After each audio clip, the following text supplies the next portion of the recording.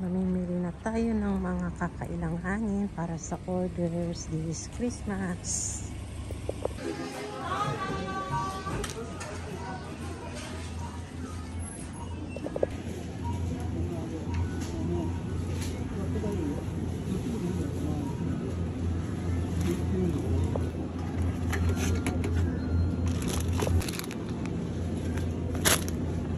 Bibili na rin ako ng pang-stock namin sa bahay, ulam for 1 week. Pero iba yung basket, magkabukod yung basket nito. So, hindi ko siya pwedeng isabay ng bayad para hindi ako malito.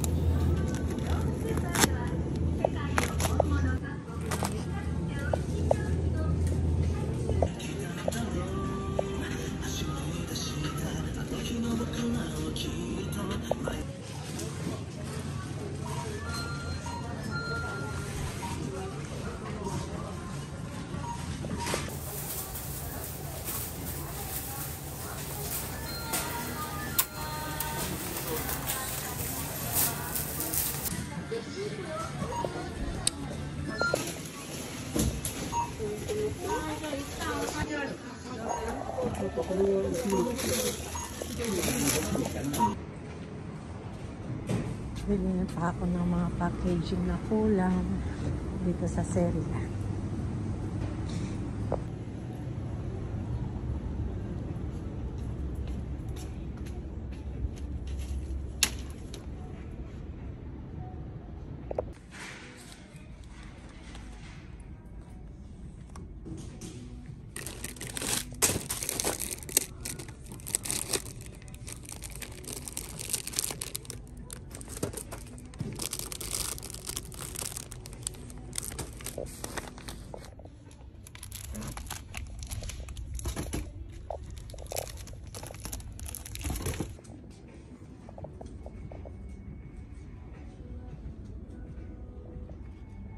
Ito para sa MAUBB ko to at saka sa mga photo cakes. Yung sa mga cakes, meron naman akong in-orderan online ng mga boxes.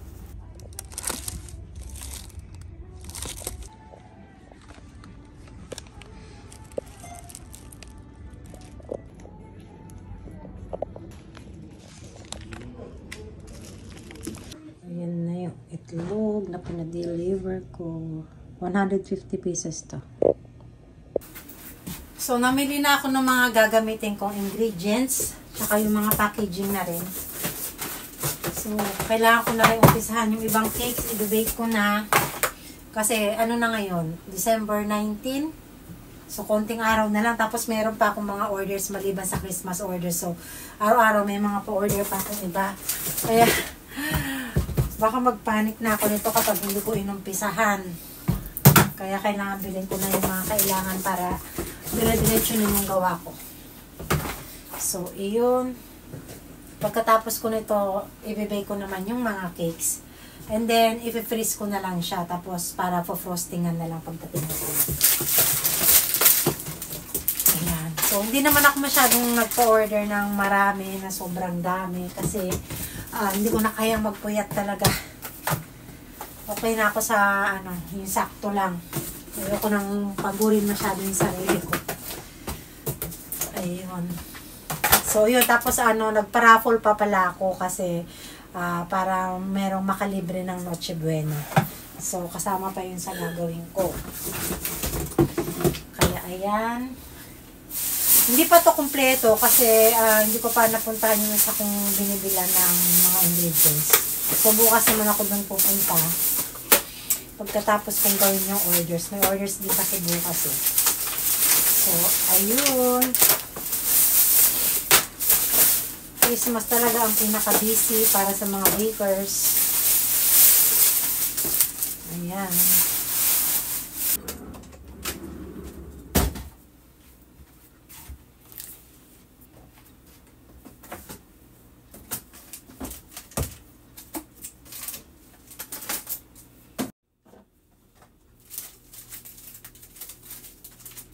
Inayos ko na yung mga orders. Ang dami kasing nadagdag. So, kailangan ko na siyang schedule para ma-maximize ko yung oras ko. So, from starting bukas, isusulat ko na kung ano yung mga dapat kong gawin, ano yung mga dapat kong unahin. Syempre, kung sino yung mas magang pipick up ng orders yun yung unahin ko. Tapos, sinusulat ko na rin yung mga para sa shipping para hindi na ako mag-haul pagdating ng araw na yon. So, para ma-receive nila ng 24, 23, ipapadala ko na. So, eto pala yung sa mga nagpapa-order, pwede kayo magpagawa nito sa Yamato. Nakasulat na dyan yung address nyo para hindi na kayo mapagod sa pagsusulat. Pangalan na lang at address nung padadalan nyo yung susulat nyo. So, malaking tulong yung ganyan. So, marami na akong pinagawa para hindi na ako pabalik-balik.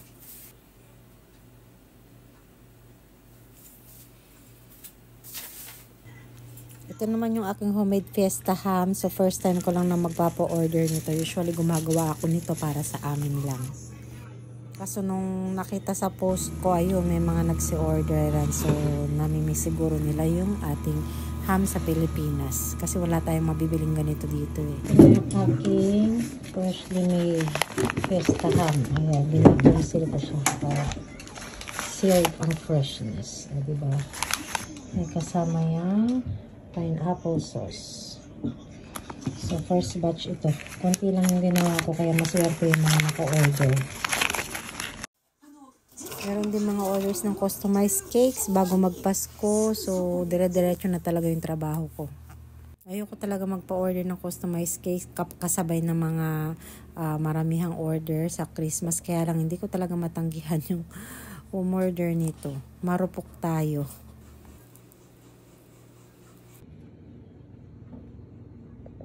Ito naman yung ibang cakes na kailangan kong ipaship. Sila yung inuuna kong i-bake at gawin para saktong 24 dumating na sa kanila. Almost 20 cakes yung gagawin ko na pang Christmas. Tapos pera pa yung mga chiffon cakes at yung mga ibang baked goodies. Ito pa yung mga orders din ng before at after Christmas. So kailangan ko na umpisahan talaga yung ibang mga cakes. Ube makapuno.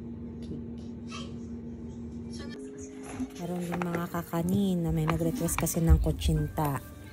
Ang dami pa mga orders ng kakanin. Iba't ibang kakanin, kaya lang hindi ko na talaga sila kayang pagbigyan. May mga nag-request din kasi ng mga pagkain na panghanda nila. Biruin nyo, ako lang talaga lahat gumagawa nito mag-isa. Simula sa pagpe-prepare, sa pagluluto, pagpapacking, tapos pagliligpit pa lahat-lahat. Kaya talagang lumalaklak ako ng energy drink. Para hindi ako antukin, para hindi ako masyadong mapagod. Kailangan may energy talaga. Lagi ko nga sinasabi every year na konti lang yung papa-order ko para hindi naman ako masyadong mapagod. Kaso palagi namang hindi ko matanggihan halos. Iniisip ko kasi na responsibility ko bilang baker na pagsilbihin sila sa ganitong mga season kung kailangan nila yung ating serbisyo. At saka hindi naman araw-araw na ganito. Kumbaga hindi araw-araw Pasko. So kailangan samantalahin din natin. Dito tayo babawi sa mga araw na walang masyadong benta. At taong 2023 nga masasabi ko talaga na wala talaga akong gana magtrabaho. Kaya puro pahinga yung ginawa ko. Nakikita nyo naman siguro sa mga vlogs ko. Puro mga trabaho, puro travel at saka me time yung ginagawa ko. Kaya bago matapos yung taon ay gusto ko talagang bumawi. Kahit papaano. Yung tulog at pagod, pwede ko yung bawiin pagkatapos ng New Year. So, yun, doon kami magbabakasyon. For now, ay kailangan ko muna ibigay ang aking best para sa aking mga customers.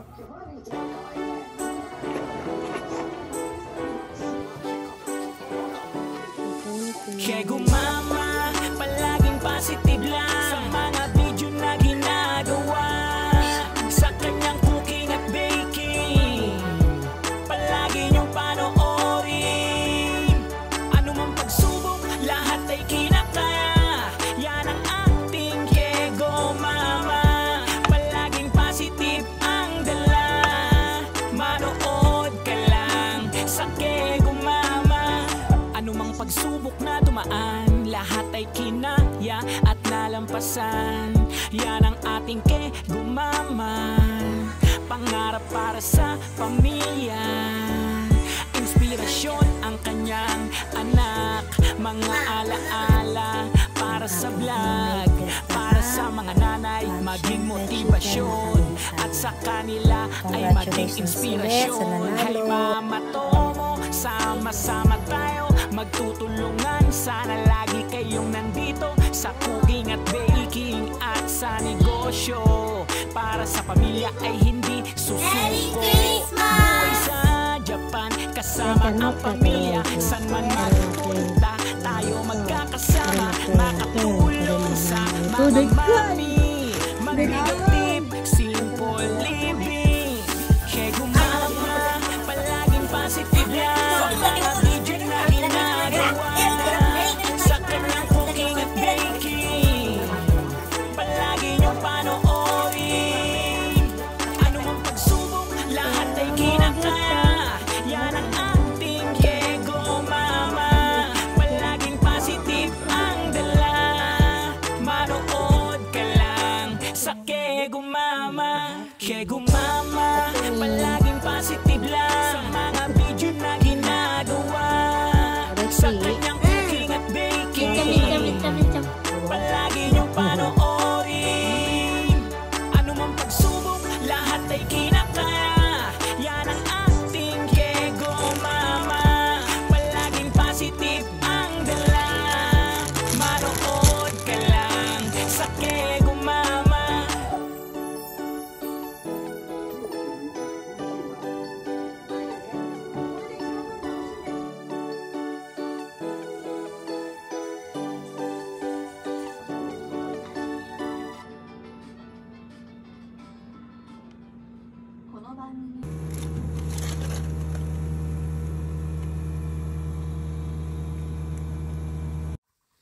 After Christmas nga, dire-diretso pa rin yung mga orders ko ng food at saka mga cakes. So, bali, one day lang yung pahinga ko bago sumabak ulit sa mga New Year orders. Ito yung mga iba kong ipapaship naman.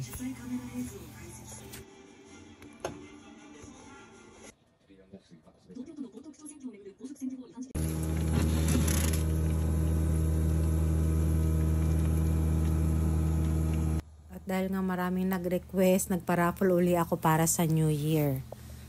Ang grand prize naman doon ay ang handa nila para sa New Year, medianoche.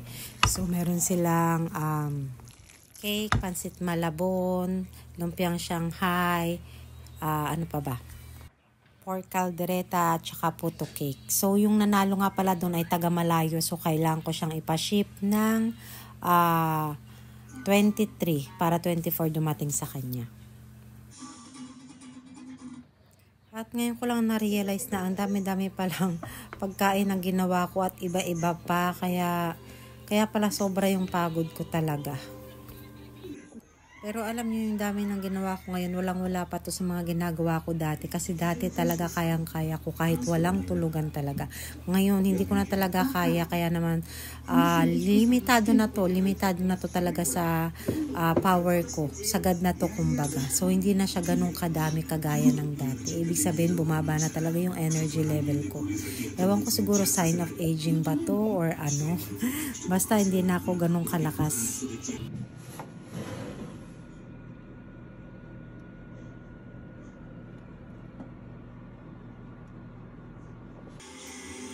Itong Yema Ube Biko at saka kasaba cake, isa lang may-ari nito kasi papang giveaway niya raw ito sa mga kasamahan niya sa work. So maraming salamat sa umorder nito.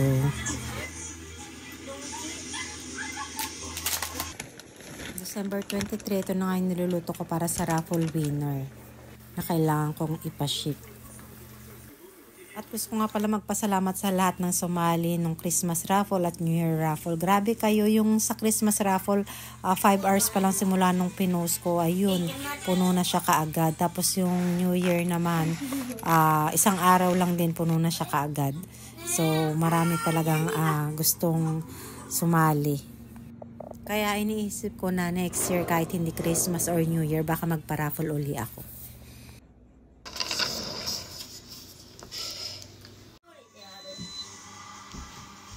Amigay tayo.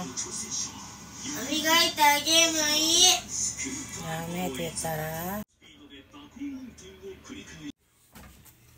Ito Ito kasaba cake din ito, isa lang may-ari nito. So, half tray siya. Bali, party size yung in-order niya, 2. At nung New Year nga, hindi na masyadong marami yung cakes ko. So, nasa 12 na lang yata yung ginawa ko. Mas marami talaga nung Christmas. I-share ko nga pala sa inyo itong sa red velvet cake. May nangyari kasi nung Christmas. So, gumawa ako ng red velvet cake. Nung Christmas may orders kasi mga 3 siguro yun. Tapos, ang ginamit kong food color ay yung galing sa Pilipinas na ano siya, powder siya. So, sinubukan ko siyang gamitin. Tapos, hindi ko alam na may aftertaste pala siya. Okay naman kasi nung tinikman ko. Tapos, nung may nag-send sa akin ng message yung customer. Sabi, mapait nga daw. Kaya sabi ko ay papalitan ko na lang. Tapos lahat ng umorder ng red velvet cakes ay minessage ko at tinanong ko. At sinabi ko na papalitan ko na lang. Isa lang naman yung nag-message sa akin. Tapos yung 2 hindi naman sila nagsabi. Pero nung tinanong ko mapait nga daw. So nagpapasalamat ako dun sa nag-message sa akin. At least nalaman ko na may aftertaste pala yung galing sa Pilipinas. Yung usual ko kasi nagagamit ay yung dito sa Japan. So, medyo nalugi ako ng 3 cakes pero okay lang yung kesa naman mawalan ako totally ng customers, di ba? Hindi na nga rin pala ako nagluto ng handa namin. So, order na lang kami ng sushi. Tapos si Papa, tamang-tama nagpunta siya sa supermarket at inabutan niya yung mga 50% off na food sale. Kaya ayan, bumili siya. Ang laki ng natipid namin. Mina, kampay! Happy New Year! Mada ka. Thank you so much sa mga sumusuporta. Sana this year po ay samahan niyo po uli ako. Maraming salamat po. Happy New Year!